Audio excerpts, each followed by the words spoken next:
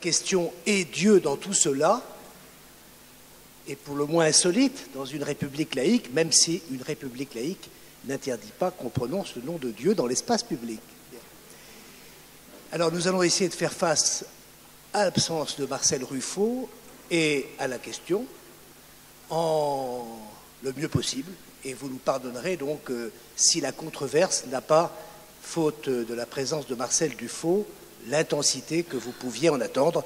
J'espère que nous parviendrons cependant à suppléer cette absence. Je voudrais simplement dire que si je l'avais présenté, j'aurais signalé qu'il avait donné de l'autorité une définition que je vous livre parce que je trouve qu'elle est assez belle.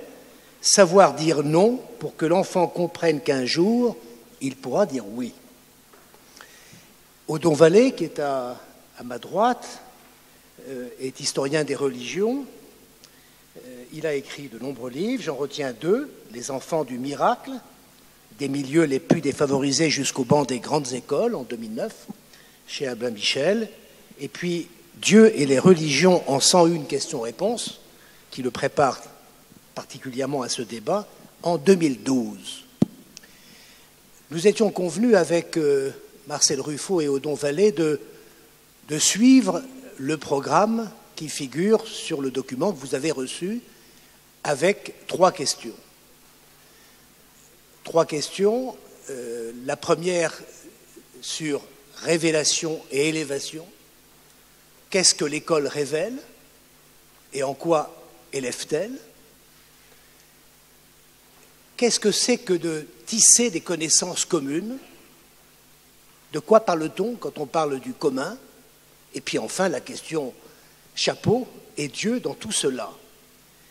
En pensant à cette controverse, tandis qu'il y a quelques semaines, je marchais dans Paris, je voyais sur une affiche présentant la première, la couverture du Nouvel Obs, de l'Obs aujourd'hui, qui était ainsi libellée « L'école défiée par les religions ».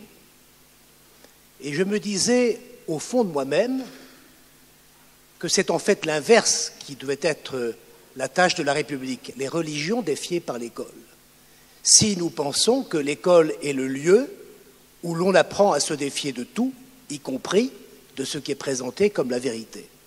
Cela ne signifie pas, certes, que l'on doive évacuer le fait religieux, mais cela nous ramène à ce qui est une exigence importante, qui est de faire en sorte que lorsque l'on quitte les bancs de l'école, on soit mieux armé pour affronter le monde et toutes les formes de tutelle qui peuvent s'y présenter, et la tutelle religieuse n'est pas la seule.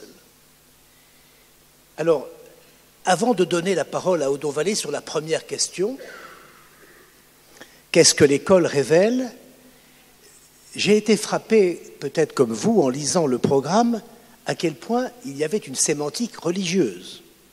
Révélation, élévation, le don, le verbe et au bout du compte le nom de Dieu.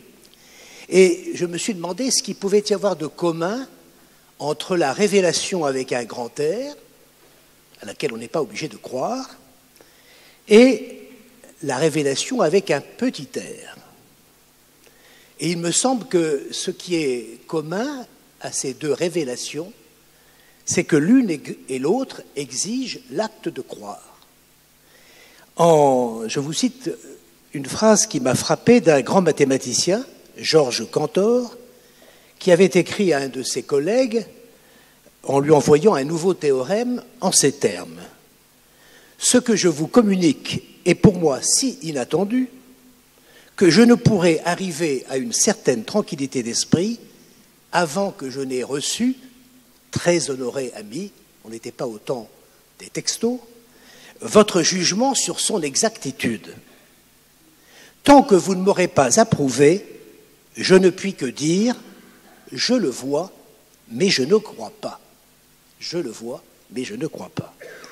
La révélation de soi, des autres, et a fortiori de Dieu, est une expérience de l'intelligence, un processus d'apprentissage, de rencontre d'autres cultures, d'autres époques, d'autres traditions.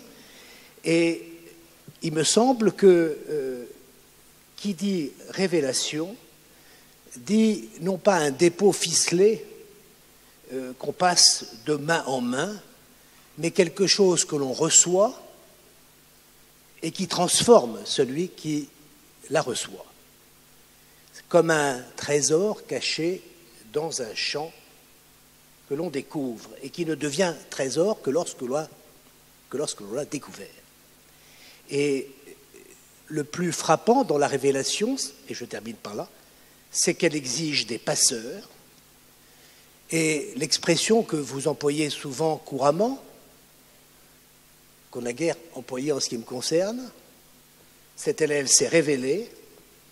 Est-ce qu'elle ne renvoie pas précisément à cet acte merveilleux de la transmission qui fait qu'au fond, le privilège du maître, c'est de révéler à l'enfant tout ce qu'il a en lui. Et si vous me permettez, c'est en cela, je crois, que tout homme est une histoire sacrée. Je donne la parole à Odon Vallée.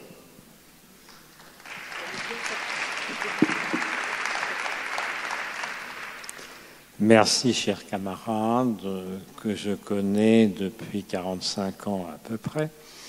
Alors, en quoi, qu'est-ce que l'école révèle? Premier point. Deuxième point, en quoi elle élève? Premièrement, qu'est-ce que l'école révèle? Si on peut parler de révélation, historiquement, c'est incontestablement les religions écrites qui ont, ou du livre ou des livres qui ont créé des écoles.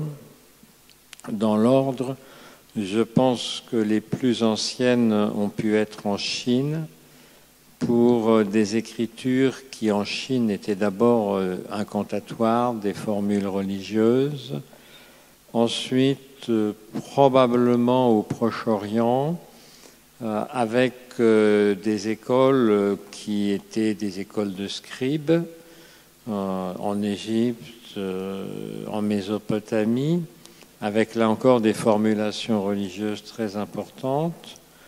Ensuite, des écoles rabbiniques, incontestablement, qui ne pouvaient dissocier l'apprentissage de l'hébreu de celui de la Bible, des écoles coraniques qui ne dissociaient pas plus l'apprentissage de l'écriture et de la langue arabe du Coran et des hadiths du prophète, des écoles dans le monde du bouddhisme aussi, puisque les livres sacrés du bouddhisme font, selon les versions, entre 16 000 et 100 000 pages. Et puis, bien sûr, des écoles chrétiennes. En Europe, la plus ancienne école connue est probablement la maîtrise de la primatiale Saint-Jean de Lyon, qui est attesté en 799 sous Charlemagne. Peut-être Saint-Augustin de Canterbury, en Angleterre, on aurait créé une avant. La première école primaire gratuite et obligatoire du monde a été créée par Jean Calvin en 1536 à Genève. Et comment oublier les frères de Plymouth, les pèlerins du Mayflower, qui sont allés aux États-Unis et qui ont fondé des grandes universités comme Harvard, etc. Incontestablement, au départ, il y a la révélation d'une religion, mais il y a aussi tout l'apprentissage du raisonnement, de la philosophie, de la réflexion, etc. Nous parlons à Paris. Sur les 20 premiers lycées parisiens au bac, il n'y a que 3 publics, Louis le Grand, Henri V et Boulle, et 17 privés sous contrat, dont 16 sont catholiques. C'est vous dire. Et si vous prenez l'Académie de Lyon, la proportion est à peu près la même.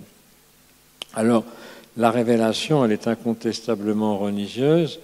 Vous allez me dire, mais il y a aussi une religion laïque, si l'on veut. D'une certaine façon, on peut dire que les grandes écoles de la République sont des temples de la laïcité. Je pense bien sûr à Normal Sup et à la rue d'Ulm. Je pense aussi à certaines cagnes très célèbres de Louis le Grand et peut-être plus encore d'Henri IV. C'est un peu en train de changer d'ailleurs parce que la deuxième cagne BL de France, c'est-à-dire sans lettres anciennes, est l'école des Chartreux à Lyon, qui appartient à la congrégation de Saint-Irénée fondée par le cardinal Fesch, oncle de Napoléon Bonaparte. Bon. Voilà pour la partie révélation. N'oublions jamais que dans beaucoup d'établissements scolaires du monde, et il y a quand même dans le monde à peu près 1,1 milliard ou 1,2 milliard de personnes scolarisées, il y a une instruction religieuse. En Alsace-Moselle, il y en a une, mais on peut être dispensé. Mais je veux dire que partout dans le monde, à quelques exceptions près, il y a un enseignement religieux. Enfin, n'oublions pas l'école du dimanche créée par les protestants. Et bien souvent, y compris dans des pays africains, les enfants apprennent à lire dans la Bible. Ça, c'est la partie révélation. En ce qui concerne la partie élévation, c'est très difficile de trouver des éléments communs, on y reviendra, à ce 1,1 milliard ou 1,2 milliard d'enfants scolarisés. Personnellement, vous savez que j'ai créé une fondation qui est la plus importante de la planète en matière de bourses d'excellence. J'ai remis 48 000 bourses, j'ai eu 205 polytechniciens, 350 médaillés aux Olympiades mondiales de maths, physique, chimie, biologie, informatique. Je pense que parmi eux, dans les 10 ans à venir, il y aura très probablement une médaille Fields, et dans les 20 ans ou 30 ans à venir, très probablement 2 ou 3 prix Nobel de physique. Tout simplement parce qu'ils sont dans des usines à Fields et à Nobel, à l'Institut Poincaré, et puis au MIT, à Stanford et compagnie. Je vais peut-être vous étonner, mais ce ne sont pas les plus brillants auxquels je me suis le plus attaché. Je pense que, d'une certaine manière, l'élévation est bonne, mais il ne faut pas trop attacher d'importance au record du monde de saut en hauteur. Je ne pense pas que ce soit le plus important. Je pense qu'il faut une élite, bien sûr, mais tout en connaissant fort bien cette élite, dans 2 heures, je dînerai avec quelques élèves prodigieux des lycées Louis le Grand, Saint-Louis, Henri IV et Jean-Baptiste Say, dont plusieurs sont à Polytechnique maintenant. J'ai de l'admiration pour eux, mais je ne pense pas que pour l'avenir d'un pays, ce soit peut-être le plus important. Voyez-vous, j'ai créé en Afrique le plus important des réseaux de bibliothèques. Nous avons 3 à 4 000 lecteurs par jour, c'est-à-dire plus que tous les instituts français de tout le continent africain. Tant le recul de la France en Afrique est catastrophique. Il y a 3 élections demain en Afrique. Vous allez voir, ça va être la plus grande catastrophe politique de toute l'histoire de la France en Afrique. Ça, je vous l'annonce. Hein. Il y en a 3, vous allez voir. Hein. Niger, Congo-Brazzaville, Bénin. Vous allez voir. Mais en même temps, dans ces bibliothèques, alors j'ai aussi, oui, le plus grand laboratoire d'anglais de toute l'Afrique. Car je vous signale que la plus colossale erreur de la France en Afrique a été de continuer la conférence de Berlin et de faire de la rivalité franco-anglaise une espèce de clé de voûte. Quelle bêtise, quelle bêtise. Si on veut lutter efficacement contre Boko Haram, il faut d'abord réconcilier l'Afrique francophone et l'Afrique anglophone. Et croyez-moi, le secrétaire d'État John Kerry suit de très près mon laboratoire d'anglais à Porto Novo, il l'a même légèrement subventionné. Eh bien, ce qui m'intéresse, c'est que ceux qui fréquentent régulièrement mes bibliothèques gratuites voient leur taux de succès au baccalauréat monter de 35 à 70%. Ça double. Il faut savoir, nous on ne s'en rend pas compte parce qu'on est à 90% de succès au bac, que dans le monde, il y a des tas de gens qui fréquentent l'école qui n'auront jamais le moindre diplôme. Nous, on parle de décrochage scolaire, mais l'expression n'est peut-être pas la meilleure. Il faut oser dire que pour certains élèves, l'école est un monde étranger. C'est un monde où ils ne sont pas à l'aise, c'est un monde qui les exclut, et c'est un monde où parfois on se demande à quoi ça sert d'y aller. Au CEG numéro 1 de Savé, on a fait en 2015 un brevet blanc pour préparer au BEPC. Sur 300 candidats, 7 avaient la moyenne, c'est-à-dire 2,3% avaient la moyenne. Le lendemain, je vais à Paracou, je vois un excellent étudiant en médecine qui venait de Savé, je lui dis, mais c'est une catastrophe. Il me dit, non, monsieur Vallée, il y a 10 ans, je passais le brevet blanc, nous étions 1,9% à avoir la moyenne. Vous voyez à quel point il y a un mythe de l'école utile. Il y a des gens, il faut le dire, où tel que c'est organisé, l'école ne sert pas à grand-chose. C'est vous dire que les taux de scolarisation n'ont pas une grande valeur. Moi, je connais très bien Amartya Sen, qui est un ami, qui m'a remis d'ailleurs le prix de la philanthropie de la BNP Paribas, avec son indice de développement humain où il calcule le taux de scolarisation. Ça ne veut pas dire grand-chose, parce que si vous êtes dans une école où il y a 95% de gars qui n'ont pas la moyenne, ça ne sert à rien. Ce qui, je pense, est le plus utile, c'est de voir dans quelle mesure l'enseignement permet d'élever le niveau moyen d'une population, en sachant que toute moyenne comporte des gens en dessous et d'autres qui sont en dessus de la moyenne. Ça, c'est utile.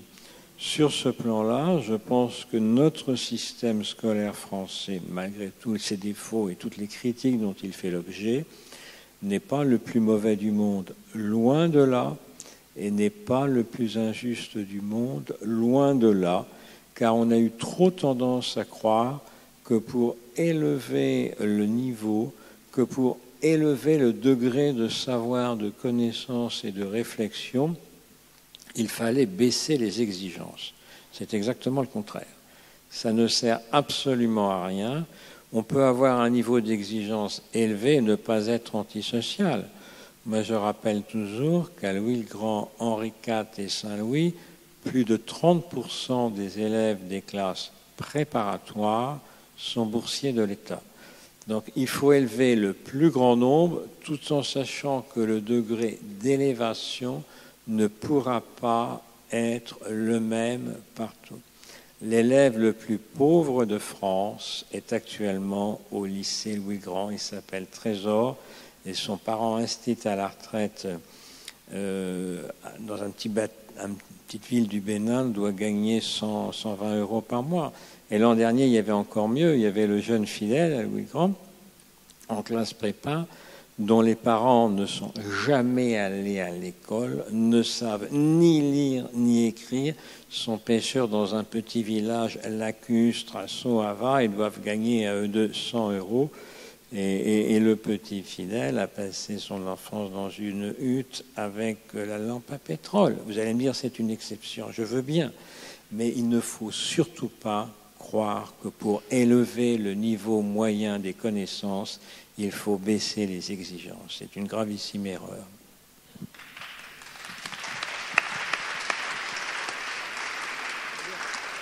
Merci Odon. Je passe la parole pour quelques instants. Oui, très peu. Je voulais dire, vous avez, avec beaucoup de talent, mis en évidence un sens particulier de l'élévation qui est l'élévation sociale. C'est-à-dire, et les exemples que vous avez donnés sont justes, et l'idée que l'élévation ne doit pas se faire au prix d'une diminution des exigences est une idée à laquelle j'adhère tout à fait volontiers. L'opposition entre élévation et révélation est une opposition qui est celle d'une parole verticale qui tombe sur l'élève ou qui tombe sur le croyant. L'élévation, elle, est l'effort, la volonté accompagnée d'un élève ou d'un croyant d'aller chercher, pas à pas, les bribes de vérité, les conclusions provisoires qu'il peut faire sur le monde qui l'entoure, sur les phénomènes qu'il imagine. La plus belle image pour moi de l'élévation, c'est la tour de Babel. La tour de Babel, c'est vraiment le symbole de l'élévation, pour moi, le symbole de l'élévation, bien que la plupart des exégètes ne font pas l'interprétation que je fais. Mais ça veut dire, si vous voulez, pour moi, la tour de Babel, ce sont des hommes et des femmes qui décident de monter une tour, qui est le symbole de cette élévation, qui va petit à petit monter à la découverte des savoirs qui ne leur ont pas été révélés, mais qu'ils vont gagner étape après étape, étage après étage. Ce qui fait l'élévation des hommes et des femmes de Babel, c'est le fait qu'ils parlent la même langue. Cette langue commune, ferme, et quand on lit le passage de la Genèse qui compte la tour de Babel, on voit bien, si vous voulez, que une des premières phrases, c'est « et quand Dieu prend la parole, il dit « et ils parlent tous la même langue ». Et parlant la même langue, à travers ce verbe qui leur a été donné, ils vont discuter, disputer, faire des hypothèses sur le monde qui les entoure, sur les phénomènes qu'ils voient. Ils vont infirmer, confirmer ces hypothèses et petit à petit arriver aux premières conclusions, toujours provisoires, qui seront remises en question. Et ainsi, cette tour monte en même temps que montent les connaissances de cette communauté dialogante. Et qu'est-ce qui se passe? Évidemment, à un moment donné, le Dieu de l'Ancien Testament siffle la fin de la récréation et dit ça suffit comme ça, il n'est pas question que vous accédiez par vous-même en élévation à ce qui est peut-être vous sera révélé bribe par bribe comme des vérités établies. Et pour les empêcher d'aller plus haut, ils confondent leur langage, comme il est dit dans la Genèse. Je vais confondre leur langage et les disperser, parce qu'il a bien compris que ce qui faisait que cette tour montait et que les hommes montaient à l'assaut des connaissances, c'était le fait qu'ils parlaient la même langue, une langue ferme, précise, qui leur permettait de confronter leur point de vue. Pour moi, la tour de Babel, c'est le symbole de l'école. Alors c'est bizarre que je dise ça, évidemment, parce que vous avez cherché dans la Bible des exemples de l'école laïque. Oui, parce que c'est ça. C'est cette élévation d'une école qui refuse que la vérité lui soit révélée d'en haut et qui, alors, comme le disait la ministre ce matin, ça ne veut pas dire que le maître ne révèle pas aux élèves un certain nombre de vérités établies, de lois, de connaissances, de nominations de choses, des éléments que les enfants ne vont pas deviner eux-mêmes. Mais pour tout un ensemble de savoir-faire, c'est cette capacité à se questionner, à avancer, qui est le propre de l'école laïque. Quand je visitais il y a quelque temps au Maroc une école coranique, mais j'aurais pu visiter la même école autre part, qui aurait été une école talmudique. Dans cette école coranique, vous le disiez tout à l'heure, la lecture n'est pas dissociée du Coran. Ça veut dire que, un, on ne lit que le Coran. Deux, on ne lit pas le Coran, parce que le Coran est écrit en arabe classique, alors que tous ces enfants ne parlent que l'arabe dialectal. Et par conséquent, on apprend par cœur le Coran, on le récite. Mais à travers le Coran, on n'apprend pas un outil de libération et de conquête du savoir qui permettrait de lire l'ensemble des livres. Et donc, si vous voulez, vous avez cité Calvin tout à l'heure. Moi, j'ai une admiration sans borne pour Calvin. Je l'ai dit, je l'ignorais qu'il avait créé la première école élémentaire. Mais en tout cas, c'est lui qui a, pour la première fois, cassé cette habitude d'un langage sacré différent du langage profane et qui a osé donner les moyens aux croyants d'interpréter et de lire par eux-mêmes ces textes-là. Et donc, si vous voulez, il faut comprendre que l'école, dans cette perspective d'élévation, est une école qui donne les armes de la conquête du savoir, donne les armes de l'interprétation des choses, de la critique. Et par conséquent, de ce point de vue-là, je pense que cette école, qui pour moi est aujourd'hui notre seul espoir, cette école de l'élévation est une école de la résistance, c'est une école qui permet à ses élèves de ne pas s'en laisser compter, d'avoir les outils pour questionner, pour réfuter les choses quand il faut les réfuter. Voilà ce que c'est que pour moi l'école de l'élévation. L'intervention d'Alain Batolila nous permet d'aborder la seconde question. Qu'est-ce que c'est que tisser des connaissances communes? Je trouve que l'expression est heureuse. Elle renvoie à un travail d'échange, un travail commun, sur du commun. Alors, je voudrais simplement rappeler, pour faire le lien avec ce qui nous a été dit avant, qu'on parle du don merveilleux du Verbe.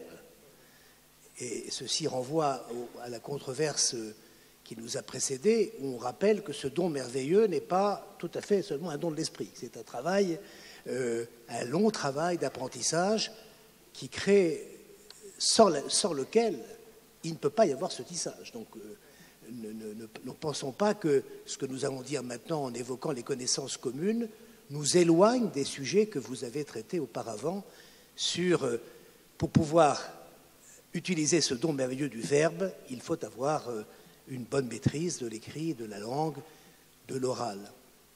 Alors, connaissances communes. Il y a un philosophe italien que j'aime beaucoup, qui s'appelle Esposito, qui a beaucoup travaillé sur la communauté. Et en des temps où on parle d'identité, il insiste sur ce qui différencie le commun de l'identique. Ce qui est commun, c'est précisément le contraire de ce qui nous est propre. Ce qui est commun, c'est ce que nous partageons. Ce n'est pas un avoir, c'est une dette. Le commun nous met en dette les uns vis-à-vis des autres. Et il me semble que, et c'est au sens étymologique du terme, qui renvoie au latin munus, le don, l'échange. Ce qu'on échange, parce que sans échange, on ne progresse pas. Alors, si on croit, et je pense que cette origine-là est très éclairante, à cette dimension de l'échange, de la dette mutuelle, et on sait bien que dans l'enseignement, cette dette existe. Combien de fois nous nous disons, je le dis parce que j'évoque ma propre expérience, nos élèves, nos étudiants nous révèlent à nous-mêmes, nous font apparaître des choses que nous n'avions pas perçues, nous font donc progresser, c'est pour ça que l'évaluation est si importante. Alors, quelles peuvent être ces connaissances communes? Bien sûr, d'où venons-nous? Bien sûr, quels sont les instruments que nous possédons pour connaître, pour comprendre? Que dire encore? Dans quel monde vivons-nous? Ou dans quel monde voulons-nous vivre pour pouvoir vivre ensemble? Et c'est une question qui nous ramène à l'essentiel. Quel est le sens du monde dans lequel nous vivons? Et nous voyons bien qu'à travers ces questions, presque tout le programme de l'école se déploie avec l'histoire, avec la littérature, avec la géographie, bref, avec toutes les disciplines que vous représentez ici, sans doute. Et abordant, avant de passer la parole à mes voisins, le verbe tisser, je trouve qu'il renvoie à ce travail manuel qui nous rappelle qu'il n'y a pas d'échange uniquement spéculatif, mais que l'échange ne prend tout son sens qu'en vue d'une construction commune, et non pas d'un avoir propre sans lequel Odon Vallée tout à l'heure expliquait qu'au fond, pour être heureux à l'école, il ne faut pas seulement apprendre, il faut se sentir au terme plus capable d'affronter le monde. Et si on revient à ce tisser des connaissances communes, ceci nous renvoie à des questions tout à fait centrales que toutes les disciplines peuvent aborder d'une manière ou d'une autre. Qu'est-ce qui nous rassemble? Puisque nous avons une histoire commune, un territoire commun que nous partageons. Et c'est ici que la belle idée de fraternité surgit. Mais c'est aussi comment vivre ensemble. Vous avez noté à quel point ce vivre ensemble est constamment évoqué aujourd'hui, alors même qu'on souffre et on note les progrès du chacun pour soi. Et c'est sans doute parce que chacun a conscience, une exacte conscience de ce que pour vivre ensemble, il faut avoir réfléchi à ce qu'est vivre ensemble. Et je vous propose que nous écoutions sur ce thème des connaissances communes et du tissage nos deux voisins. Je vais commencer par Odon. Bon, merci beaucoup. Alors, sur ce deuxième point, je ferai une distinction assez nette entre les disciplines scientifiques et les disciplines littéraires.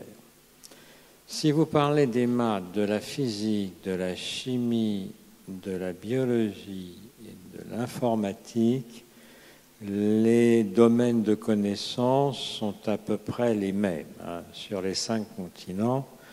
Je vois qu'il y a le nom d'un éditeur là, Nathan. Il a une collection de bouquins d'exercices de maths, physique, chimie, SVT.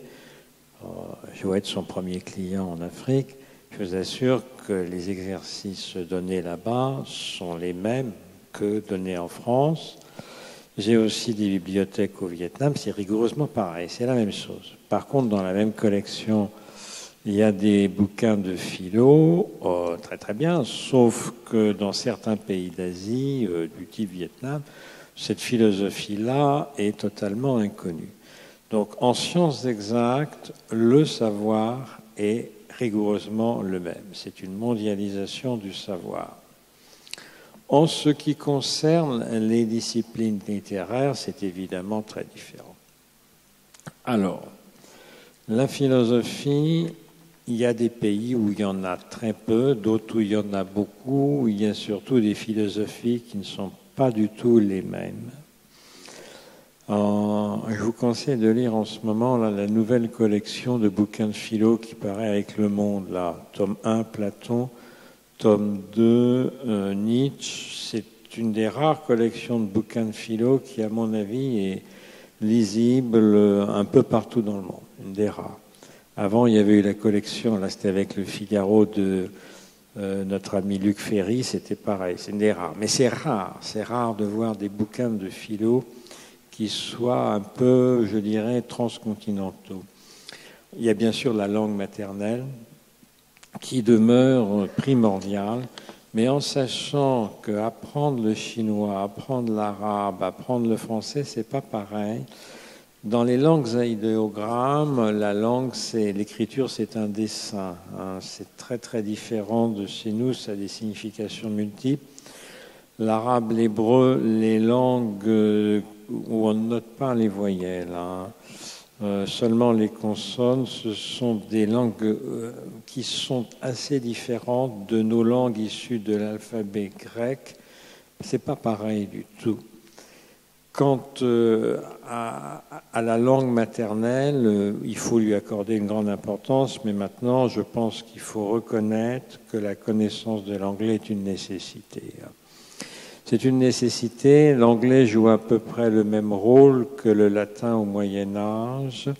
Et là, je pense que, même si j'adore le latin et le grec, l'anglais devient une priorité. On a fait des expériences un peu pour savoir quelles étaient les disciplines qu'un collégien en fin de troisième devait dominer le mieux, maîtriser le mieux. C'est à peu près ex aequo, maths, français et anglais. Alors vous allez me dire après. Après, c'est assez compliqué.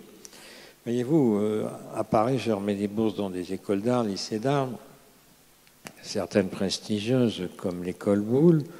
Bon, je vois des élèves qui ont une très bonne note au brevet, hein, ils ont eu des mentions très bien au brevet, ils entrent dans une voie professionnelle métier d'art, mais leur programme n'aura rien à voir avec le programme de 80 ou 90% des élèves. Même s'ils font de la philo, au bac Boulle, il y a de la philo, mais le prof de philo de Boulle vous dira que ce qu'il enseigne, c'est un peu une philosophie de l'art, ça n'a pas grand-chose à voir avec ce qu'on enseigne partout ailleurs. En d'autres termes, dans le domaine littéraire, on apprend des choses extrêmement variées et différentes. Si vous passez un bac pro, vous aurez de l'histoire, mais pas de philo. Si vous passez un bac techno, vous aurez de la philo, mais vous n'aurez pas d'histoire. Donc, le socle commun des connaissances n'est pas le même du tout. Ce qu'il y a de certain, c'est que ce qui sépare le plus les connaissances dans le monde entier, c'est l'histoire, avant tout. La géographie un peu, mais surtout l'histoire. C'est-à-dire que soit on fait une histoire très, très nationale, soit on fait une histoire très internationale, mais la première version domine largement. On a fait un peu des progrès en France, mais enfin, c'est vrai que l'histoire de l'Asie et de l'Afrique n'apprend pas tellement. Mais enfin, il y a des pays où on n'apprend que l'histoire du pays. Au Bénin, ils apprennent l'histoire du Bénin. Ils n'apprennent même pas l'histoire de l'Afrique. Le chauvinisme en matière d'enseignement historique est considérable, et donc l'endoctrinement, voyez-vous. Puisqu'on parle de radicalisation, c'est un point très important. J'ai une action, parce que je m'occupe aussi des prisons au Bénin. La radicalisation, elle est partout dans le monde. Dans toutes les prisons, il y a la radicalisation. J'ai créé justement une bibliothèque qui leur permet de s'ouvrir et de s'ouvrir à la culture en général. Ils ont des Corans, mais ils ont aussi des Bibles, ils ont du Lucky Luke, ils ont de tout ce qu'il faut, parce que en prison, ils adorent les frères Dalton qui ne cessent de s'évader, évidemment. Mais si vous voulez, le simple fait de ne pas réserver l'histoire à une espèce de relecture, mais complètement fanatique du Coran, qu'ils n'ont jamais lu d'ailleurs, une histoire totalement univoque où il y a le diable, le petit Satan, le grand Satan, et puis le reste, évidemment, ce qui est de l'ordre de Dieu. Bon, ça, c'est quelque chose qui est terrible. Il faut sans arrêt savoir que dans les disciplines littéraires, il faut s'ouvrir à l'autre, à autrui, que pendant des siècles, on a appris qu'on avait un ennemi héréditaire.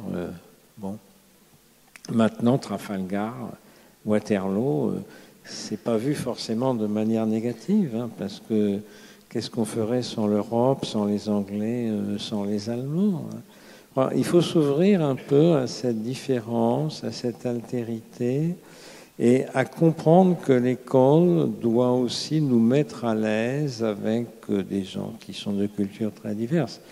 Je voyais là, il y a 2 heures encore, dans un lycée d'art graphique, un élève du Bangladesh, un autre du Tchad.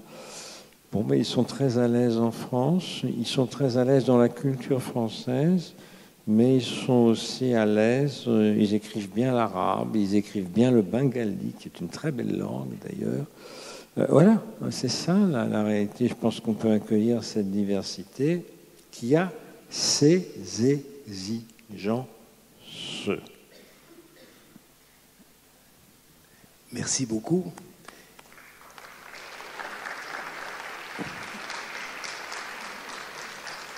Permettez-moi de faire écho à ce que vient de dire Odo en signalant que je fais depuis 15 ans, c'est la raison de ma présence, non pas seulement à ce titre, mais parce que nous le connaissons comme ça avec Alain Batelila, un cours sur l'histoire de l'État en Europe du Moyen-Âge à nos jours. Et ce cours, que j'enseigne donc depuis 15 ans à Sciences Po Paris, est en fait une heureuse circonstance inattendue. J'avais fait un travail sur un sujet, un serpent de mer de la vie politique française, sur la réforme de l'État, en 1995, qui est resté, pour l'essentiel, en classement vertical, puisque le sujet est toujours d'actualité. Et je me suis dit que ce que je pouvais faire de plus utile était sans doute de transmettre ma foi en l'État à des générations d'étudiants. Et après avoir fait un ou deux séminaires sur la question de la réforme de l'État en France, j'ai été frappé de voir que ce qui intéressait les étudiants, c'était précisément qu'il y avait d'autres expériences que celles que nous avons d'un État supposé tout-puissant s'occupant de tout. Et que, découvrant ce qu'avait pu être le rapport de l'État et de la justice en Angleterre ou en Allemagne ou en Espagne, il changeait de regard.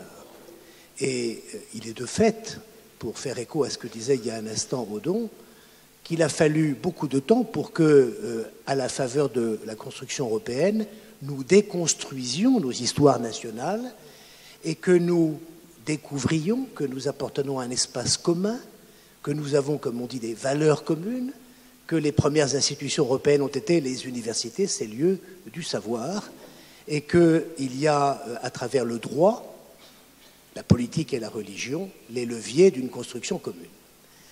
Il faut que nous honorions notre programme et que nous terminions donc par cette question qu'Alain a posée. C'est pour ça que je lui donnerai le premier la parole. Et Dieu dans tout cela?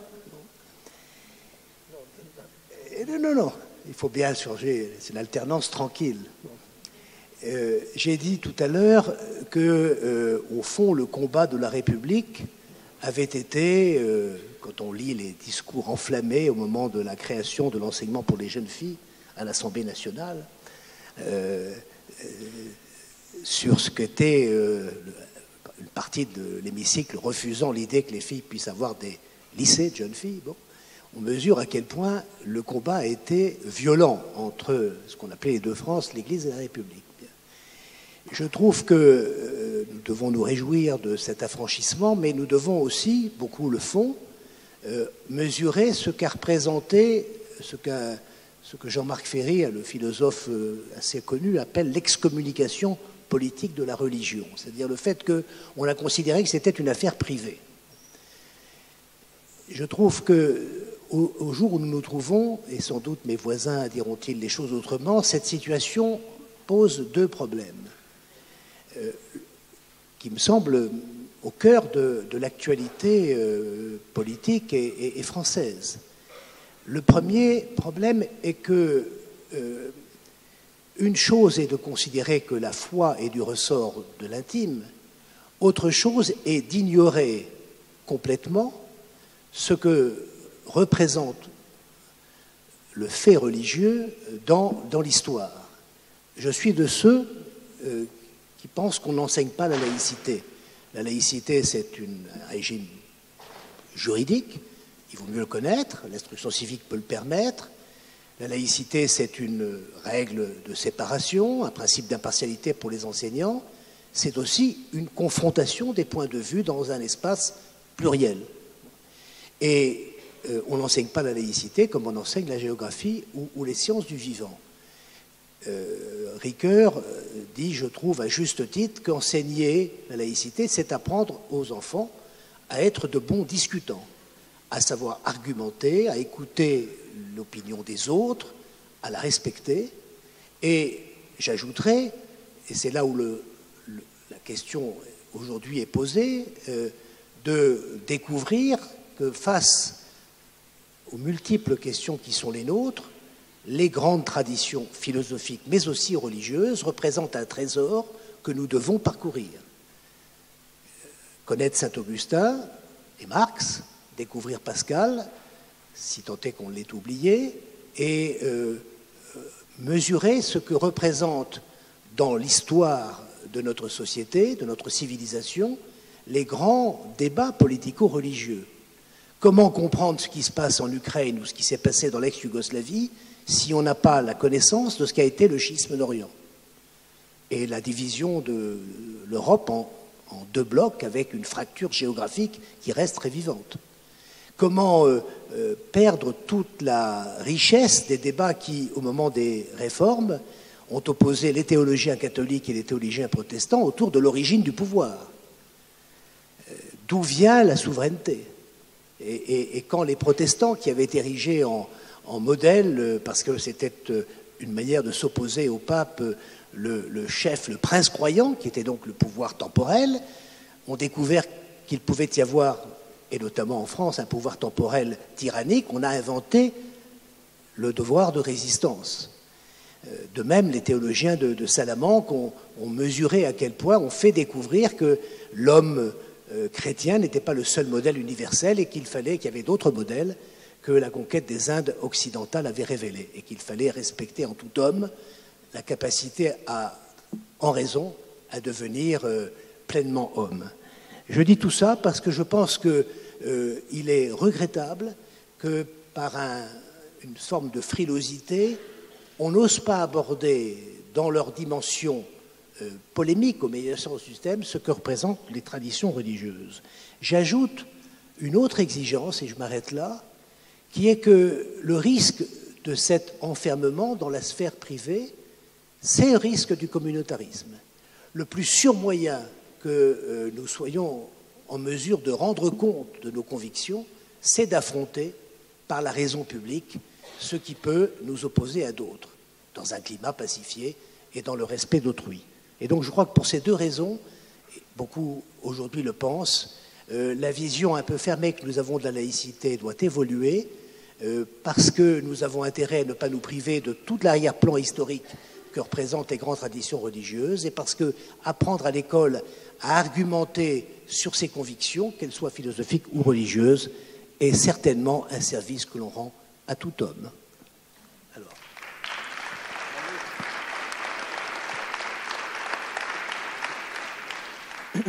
Bien, je vais juste dire 2-3 mots sur cette question. C'est vrai que j'ai voulu que cette dimension-là soit une dimension des controverses cette année, en fin de journée, parce que je pensais que tout ce qui avait été dit auparavant nous permettait de mieux réfléchir à cette question qui me paraît être une question essentielle. Il ne s'agit pas de croire ou ne pas croire. L'école laïque ne dit pas en qui ou en quoi il faut croire. L'école laïque, elle nous apprend à lire avec précision, à parler avec justesse. Elle nous apprend à écrire au plus précis que ce qu'on peut. Et elle nous apprend à raisonner. À partir de là, il y a le domaine qui est le domaine de la croyance, et je dirais plutôt le domaine de la foi. Et ce sur quoi je voudrais juste insister quelques minutes, c'est que on ne dit pas assez qu'une religion, ça se mérite. Et qu'est-ce que je veux dire par là? Je veux dire par là qu'on n'est pas dans... Bien sûr, moi je suis né dans une famille juive, je ne l'ai pas choisi, j'allais dire, ça m'est tombé dessus, sans honte ni orgueil particulier. Mais cette appartenance-là ne fait pas de moi quelqu'un qui peut dire « je suis de religion juive ». Une religion, encore une fois, ça se mérite. Ça se mérite par l'étude.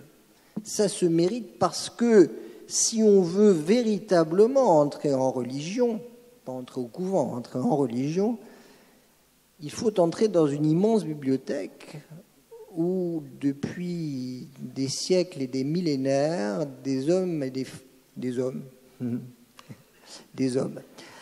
ont écrit des livres à propos de Dieu et pour d'autres hommes.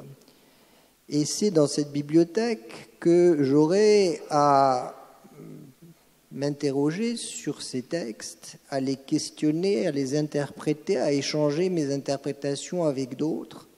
Dans cette même bibliothèque, j'aimerais trouver d'autres livres que ceux de la religion qui m'est tombé dessus, et pouvoir aussi les lire et les interpréter. L'école est vraisemblablement aussi le lieu où on va pouvoir confronter, comprendre ces différentes religions, non pas en croyant, mais en personne intéressée par l'histoire, par la façon de dire, qu'est-ce qui a été dit, etc. Le plus terrible, c'est de confondre une religion qui, encore une fois, est un devoir d'étude et de lecture, avec ce qui ne serait que l'obéissance à un certain nombre de rituels et d'habitudes. Parce que là, on n'est plus dans la religion, on est dans la police religieuse. Confondre la religion avec la police religieuse, c'est la plus grande catastrophe qui peut arriver à une religion. C'est là qu'on rentre dans quelque chose qui s'appelle une secte. Et donc, adhérer à une religion, et je termine par là, et c'est pourquoi je dis qu'une religion, ça se mérite. Adhérer à une religion, ce n'est pas réciter 3 phrases et à partir ou se tremper la tête dans l'eau et à partir de là être déclaré d'une religion ou d'une autre, c'est tout à fait autre chose. Plus est facile l'entrée dans une religion, plus dangereux devient le fait d'être dans cette religion.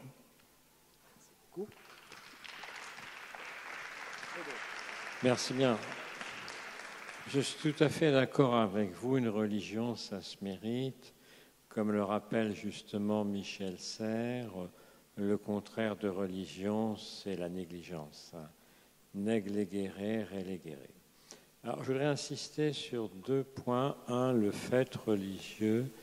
2, la laïcité. Alors, le fait religieux, c'est une notion qui a été popularisée il y a un peu plus d'une quinzaine d'années par mon ami Régis Debray et que j'ai mis en pratique dans l'Université de tous les savoirs, où j'ai fait de très nombreuses conférences dans un certain nombre de lycées de toute la France, aussi bien lycée d'élite que lycée ZEP. Et ensuite, j'en ai fait d'autres. J'ai dû faire des conférences dans à peu près 150 lycées très différents. Et je pense que le fait religieux, c'est effectivement quelque chose d'important et que, je dirais, la réduction de la part de l'histoire dans les programmes fait qu'on enseigne de moins en moins cela. Alors, c'est possible d'enseigner le ou les faits religieux de manière neutre. C'est très difficile pour les enseignants. Et pour les élèves, c'est vrai qu'il y a parfois des élèves qui ne supportent pas qu'on contredise des textes sacrés. Ça peut être aussi bien des musulmans que des protestants intégristes. Voyez le procès du singe aux États-Unis dans les années 1920. Mais je pense qu'il faut maintenir un enseignement.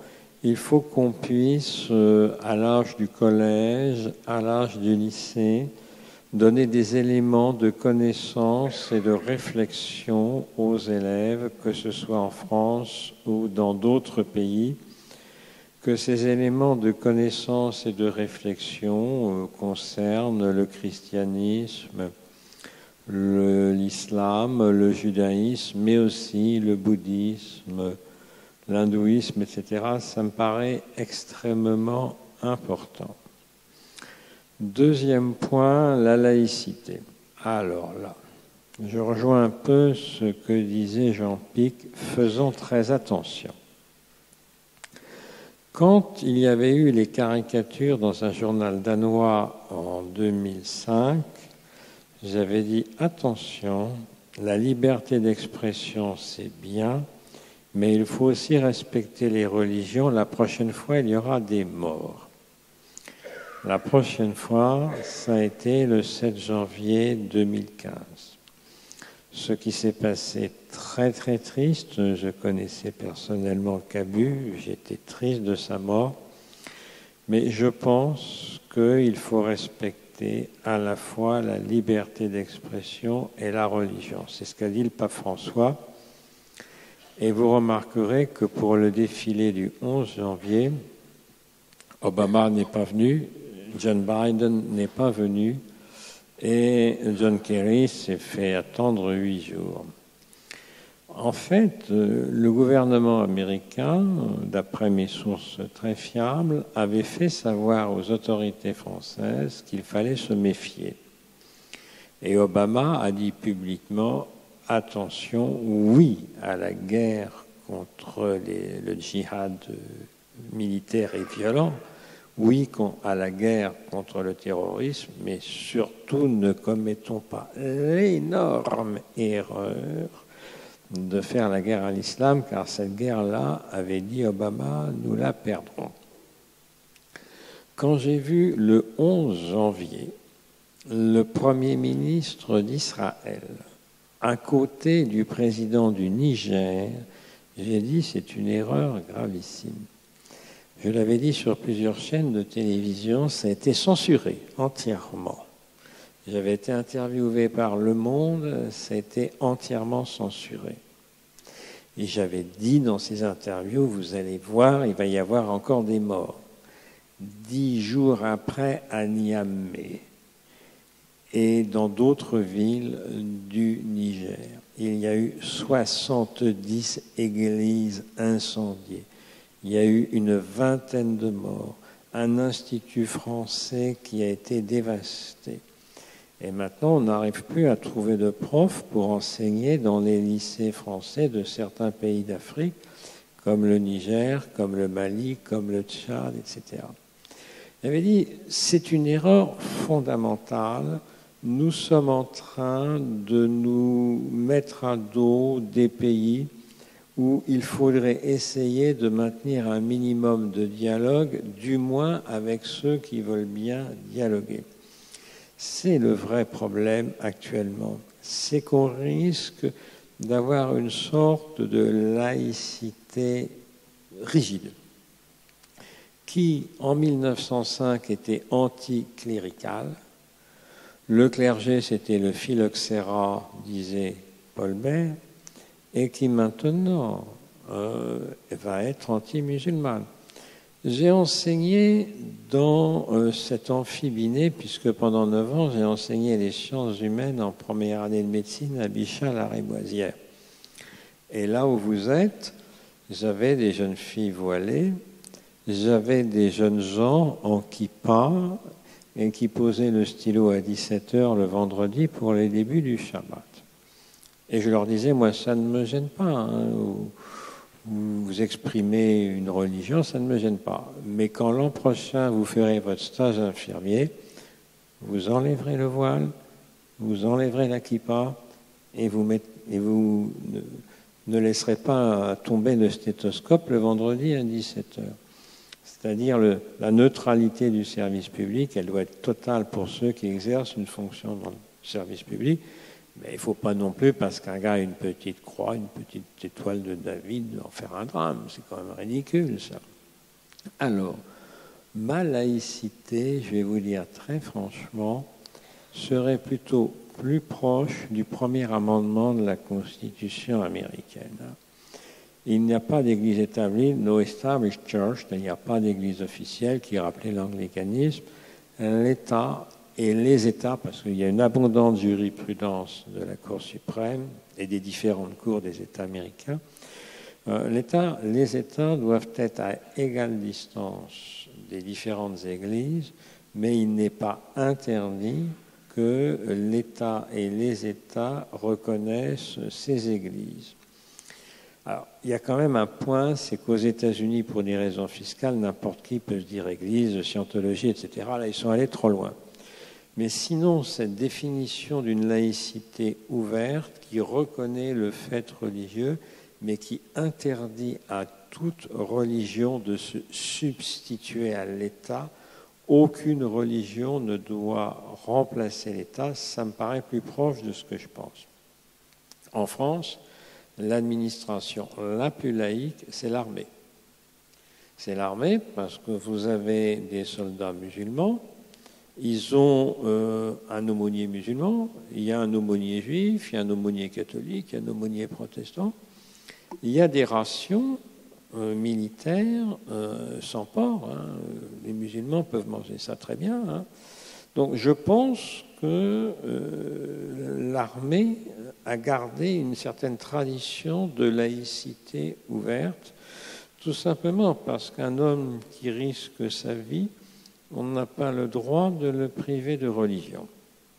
Vous savez que l'Union française des combattants a été créée en 1920 par Clémenceau qui bouffait tous les jours du curé et par le père Daniel Brottier, directeur des orphelins apprentis d'Auteuil.